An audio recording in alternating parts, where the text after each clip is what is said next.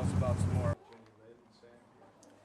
Well, we are in what is commonly called the Lewiston Opera Hall, and this is the room where a lot of history took place. The Oddfellows had their meetings here in the starting in the 1840s, and other groups have had meetings here too, including the Good Templars, which was an abstinence group from way back then.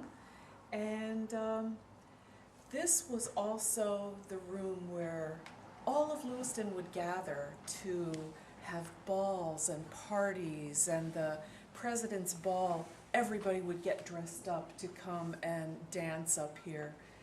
That piano over there was made in at the turn of the century, and it's been in this room for about 100 years. And it's a player piano, and we still have some of the music for the piano. And when we were looking around in the closets, we found meeting minutes that named some of the songs that women that are buried in the village cemetery used to sing. So it was a happy place, a joyful place. A lot of wonderful history happened here. But Michelle can tell you more about the Oddfellows, and the Oddfellows are very important because the Oddfellows of today still own the building. They still have their meetings here, but Michelle knows a whole history of the Oddfellows. So go ahead.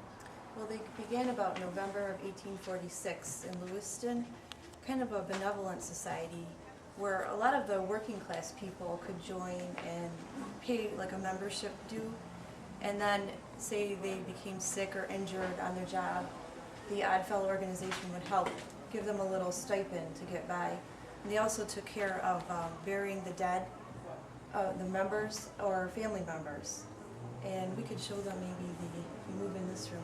I kind of specialize in the meeting minutes and the notes left behind, which we have stored in here. If you want to follow us, we can show you.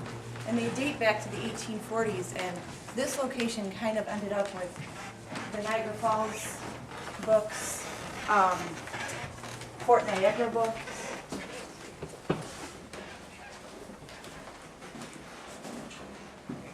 which we store in here right now.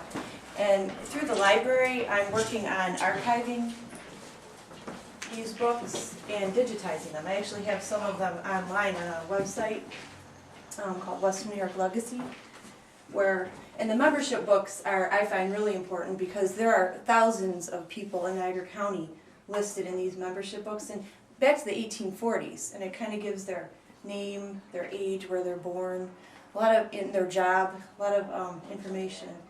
And there are also the Niagara Falls group actually kept like a cemetery roster, so it shows where the members are buried.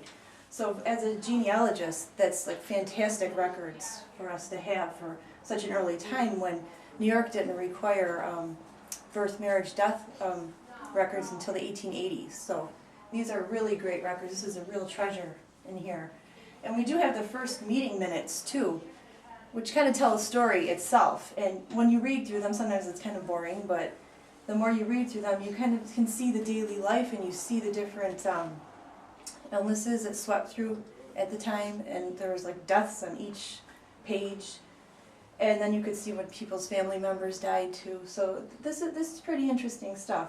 And we also did find, one of my favorites is the one reference to helping a stranger in distress, which in a lot of Lewiston records meant working on the Underground Railroad. So I wish I had that book here, but I'm working on that one.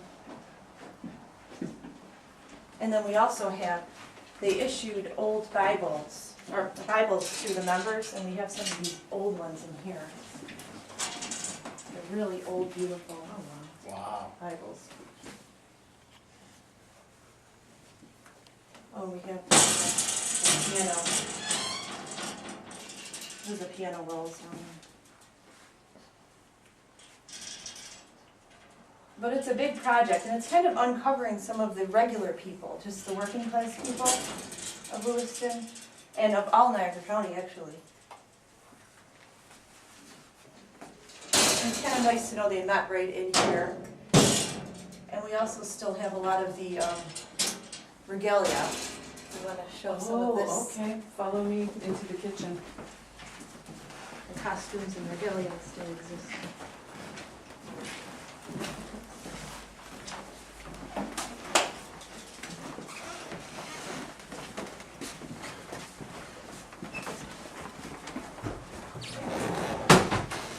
Wow, originals? That's amazing. These are original costumes, that are not costumes, but regalia that the Oddfellows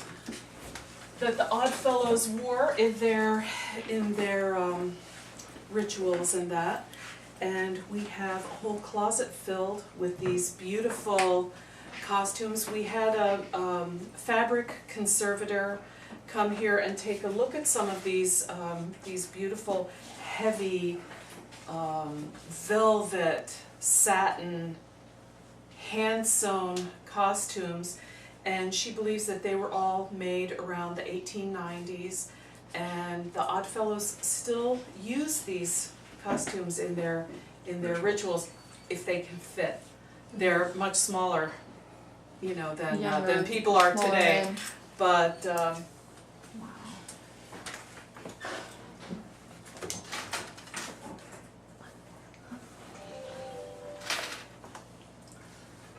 other interesting things that we use in our rituals. One of the anorexic members. Okay, talk about skeletons in your closet. Yeah. Yeah, the head of Lewiston there. So there's lots of history here. I'd like to take you down into the basement, where there is also lots of. The whole basement was a real working basement, so close to street level. But there are around the back of the building. Michelle, if you would come down. When I take you into some of these rooms, you'll see that there are doors in the back of the room, which really would lend itself to what Michelle believes are the possibility of Underground Railroad activity happening here. Yeah, I think it would have been the perfect opportunity. Like some of the notes kind of allude to different secretive things happening here. So when we come down and look in here, and you know the fact that it was a slaughterhouse, and there were like little doorways to go out, and there were, like Tim said, they would take the dead animals in and out without, you know, in the cover of night. What a perfect spot and a perfect way to hide people too, and no one would think otherwise. So Tim, you should be with us. You should be with us. Okay, now this is just like, these are dirty old basement. Yikes. Get that every time.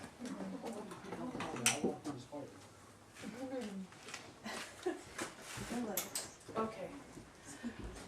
This is just a room. Foundation, over there, it's still a stone foundation. This is just a storage room, but where we found all kinds of interesting Oddfellow artifacts and stuff. All the important stuff is locked away, but Notice the foundation, this is like poured, and this is the newer area of the building. On that end of the building, it's still the early rocks and stone mortar. right, now you were talking about the War of 1812, but this building, whatever was here in 1812 was burned down, and this building didn't go up until 1830 something, 1836 or 1832. So it was rebuilt. It was rebuilt.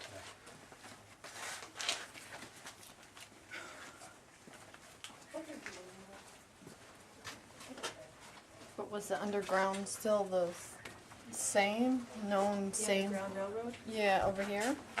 Yeah, there actually was a lot of activity in this area from what we know, but not much is written of it. So it's kind of, can just pass through families, things like that. So we're always looking for some sort of record. Someday, we're going to transform this whole basement into an attraction, like a Marble Orchard ghost walk attraction. And each one of these rooms that you go into We will recreate a historical scene.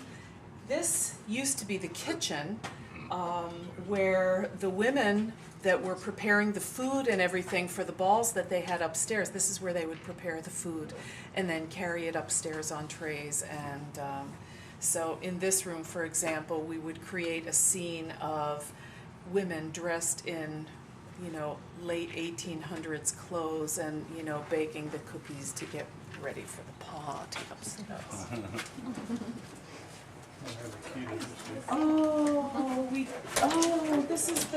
This is the one that we want to get in. It's in the keys somewhere. Is it labeled? Yeah. All right. Okay. Well, See if I can get it. oh, that's the best. That's the best room.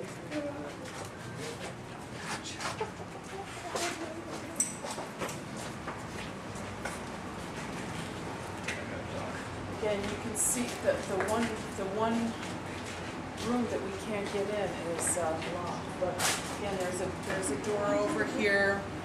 A lot of the Oddfellows stuff is stored. Historical boxes filled with Lewiston history, you know, from 1950s. So anyway, that's basically the building that you can see, and this is where you're going to be working tonight. Last year. And I think it was this room actually, they caught an EVP. It sounded like, we can't decide if it says please or bees or something like that, so. It happened in here. We work in here by ourselves sometimes, the only ones in the building, and I do have to say, I come to a point where I feel like it's time to go. You know, you hear noises, I mean, it's an old building, and you kind of hear creaks and things like that, but I've never seen anything, but there are times where I have heard things, like footsteps, things like that, but I don't know if that's... What about the story of the lady that appeared behind the hairdresser? Yeah, there was a story, I think it's from that side of the building, where there's a lady who did makeup. I'm not sure the exact details of the story, but her customer happened to look up. She'd been laying there, I think having her makeup done or something, and she opened her eyes and she saw, like right behind the makeup artist, like a woman in old-fashioned clothing, and she could describe it in great detail, but then she disappeared. And the other woman didn't see her at all. So, I'm not sure about the details of the story, but it was something along those lines. Well, that too.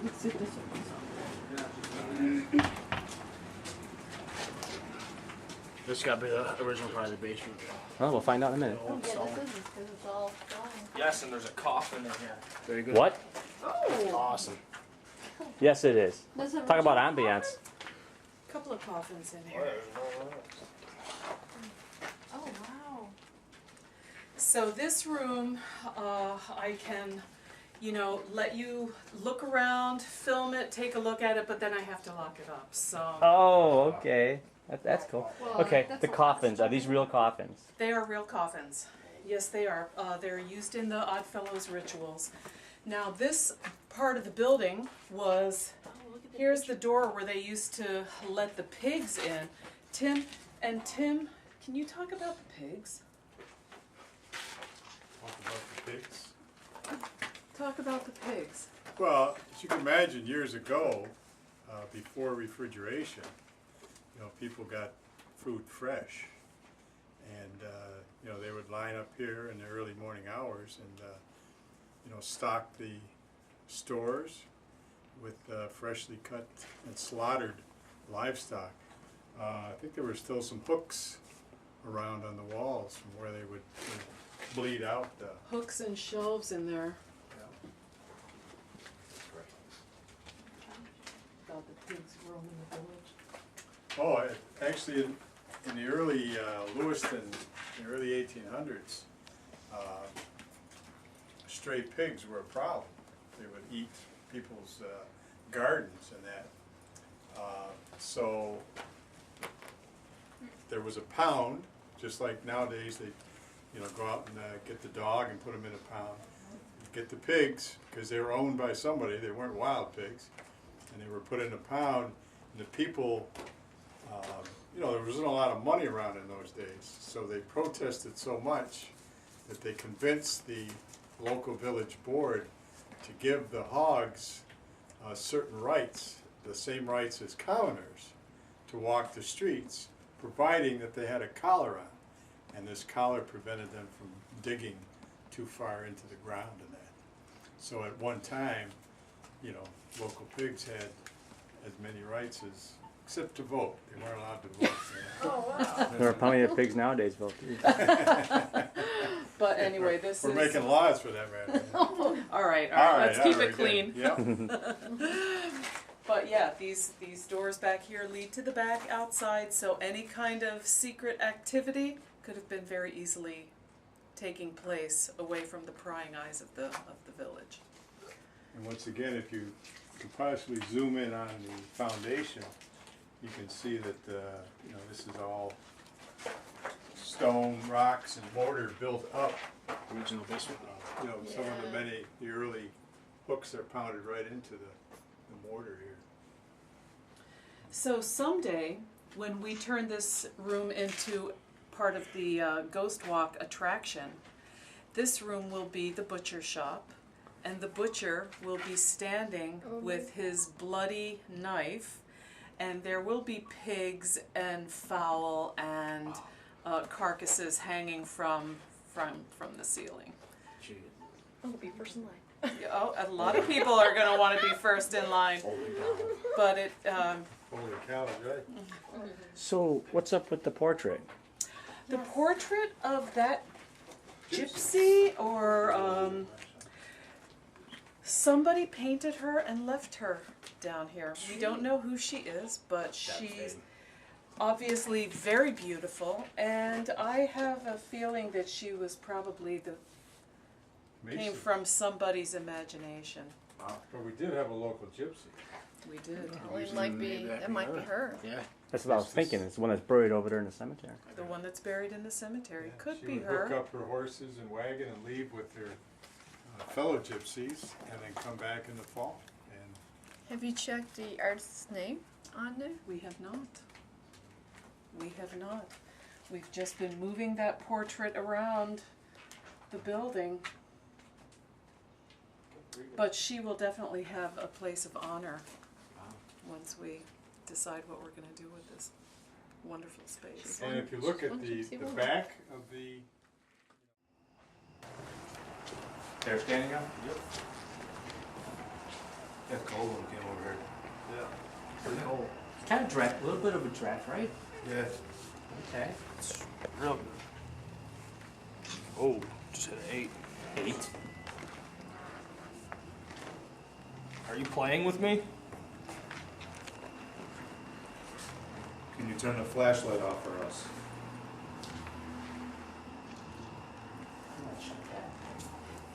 Motion sensor won't It shouldn't. Yeah, it should be off. No,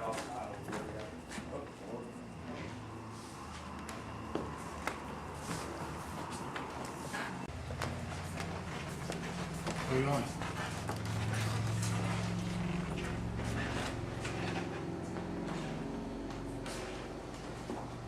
There's an investigation in the kitchen.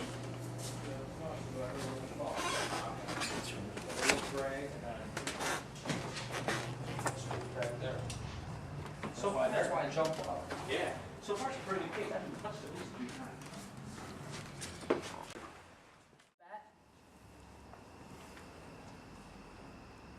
Is that Thomas Wiley?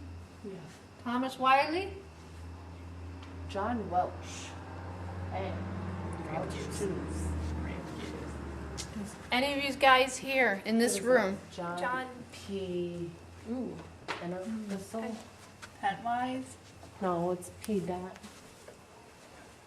John P. And whistle. Looks like Weisel? Wise. Weisel. ENTWISLE. Damn, now one of us can pronounce his name. That's P. Diddy. No, I'm just kidding. I don't think he was alive in that time.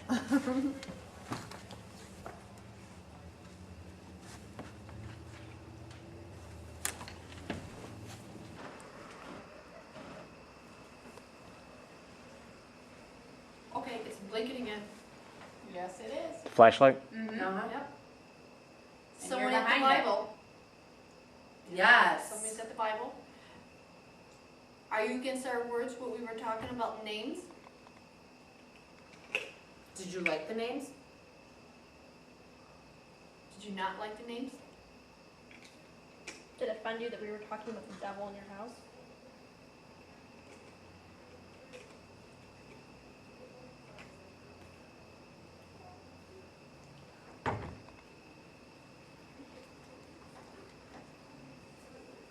You were in like the worst angle ever.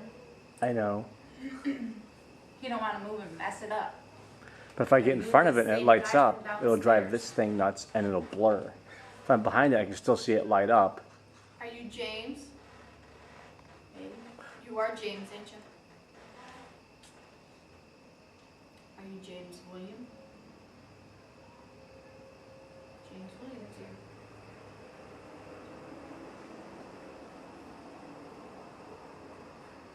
That's James William. He would be him. This next clip was shot when we were investigating into the basement. Now we were in what is the kitchen area where the servants used to actually make the food and take it upstairs. I mentioned that we've had some kind of questionable food that night, and you'll hear a voice whisper the word question. Go ahead and give this one a listen. All right, we're kind of hungry. We've had some pretty questionable food tonight, so why don't you go ahead, can you approach the stove and maybe cook something for me? That'd be nice. Opportunity's closing. I mean, whoever is down here, they can sketch Let's go to a different room. What? You hear that? Yeah, I heard that. It was like a whimper, right? Yeah. Came from like that way. Yeah, right around here.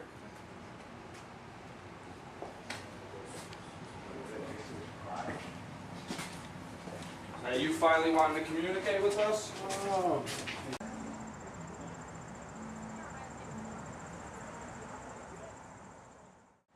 Now this brings us to the conclusion of another episode. It was a really good case for us, and once again, we love Lewiston, the historical value, and the haunted history that it gives us.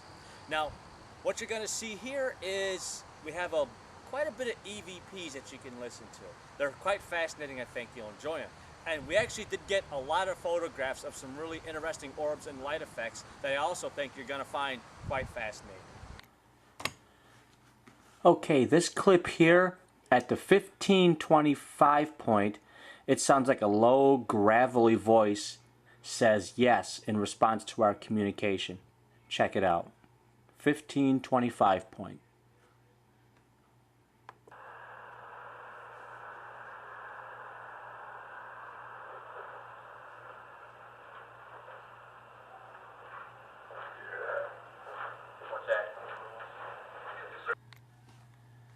This next clip, you're going to hear the same low, gravelly voice say shame on you at the 4713 point.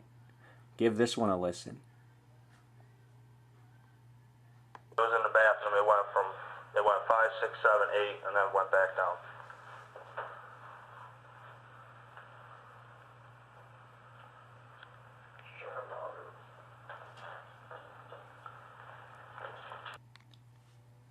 This following clip, a real low voice seems to say hi. This is at exactly the 58-minute mark. Check it out.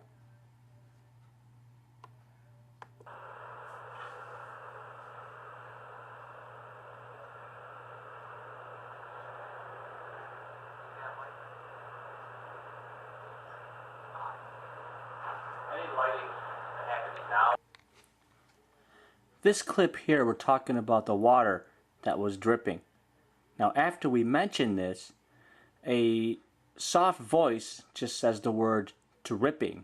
This is at the 4454 point.